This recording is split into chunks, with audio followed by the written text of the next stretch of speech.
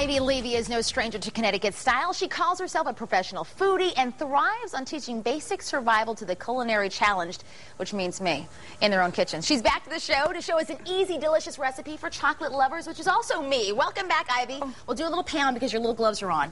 How are you? I am great. I am so into Flourless chocolate cake right now. And that's what we're making today, right? Yes, it's perfect for this time of the year. It's chocolate, it's rich, it's satisfying, it's decadent. And you say anybody can make this? Anybody can make it. If you can do arts and crafts, anybody can make this recipe. All right, let's walk through the arts and crafts first. Take us from start to finish. Okay. Okay. Parchment paper is what makes this easy to do. Okay.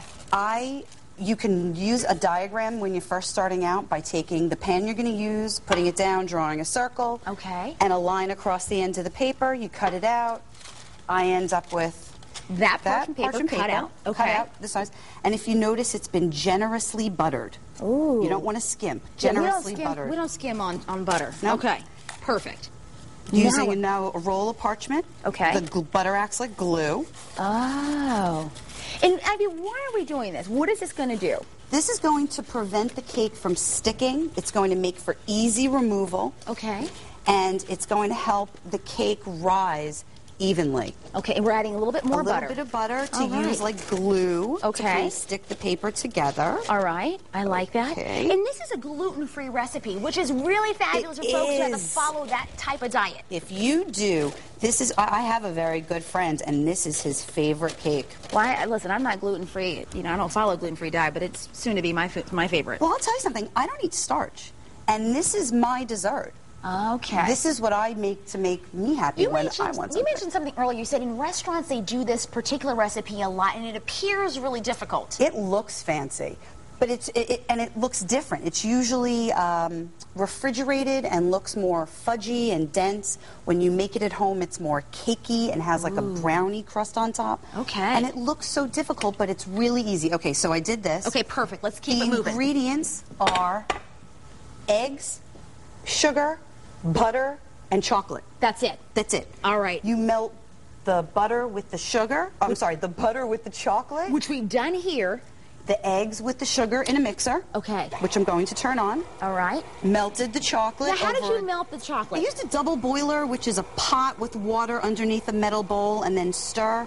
Okay. You don't want water or steam to get into the chocolate. It will make the chocolate seize up, and that's bad. You don't want to do that. So we keep stirring it. We keep stirring. Now we're good. Okay. And now I would just pour the chocolate. Okay. Now, I've let this chocolate cool about 10, 15 minutes before I go ahead and put it into the eggs. Otherwise, you end up with scrambled eggs. Uh-huh. And now, what makes this so interesting is we're not really baking this, right? Well, you're baking it, but you're using a contraption, a water bath. Okay. It's a gentle way of cooking the cake in the oven that it cooks evenly and slowly and through. You would use it for a cheesecake, a custard, same method. Okay. It's where the pan is surrounded by water and cooked in the oven. I love it. Now, what consistency are we going for here?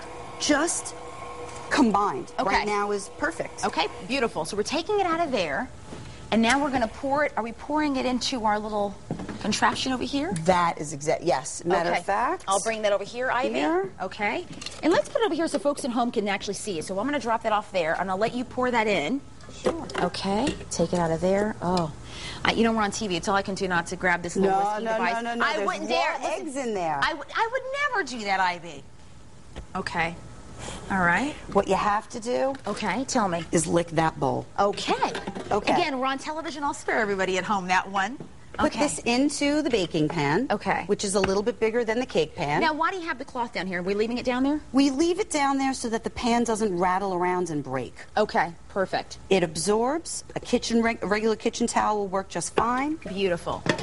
And what are we going to do? We're going to put that one in the oven. Now, how high will we cook this, Ivey? 350. Okay. For 1 hour. For 1 hour. Wow. And when it comes out, it's going. Oh, look at that. And it's in a heart shape. Right now, this one is in a heart shape. Okay. Oh, because you're drawing out the layout of the pan. Okay. You can make the cake any shape you like. and then it's just ready. We'll just pull it out, and it's going to actually come out really easily. This has been sitting in warm water. Okay. The parchment paper lifts out very simply. Stop it. Oh, my goodness. Turn that baby over. Look at there. All right. Let's see, do we get it? Ivey Levy, you better do it up. Almost. All right. We are out of time. Ivey, I'm going to let you cut this up really quickly. Folks, if you want to give Ivey Levy's recipe a shot and you think he can do it, WTNH.com. Click on Connecticut Style and look at this beautiful cake. How about that? It's good. Oh, I can't wait. Girl, start cutting it. We need to eat, okay? Coming up next.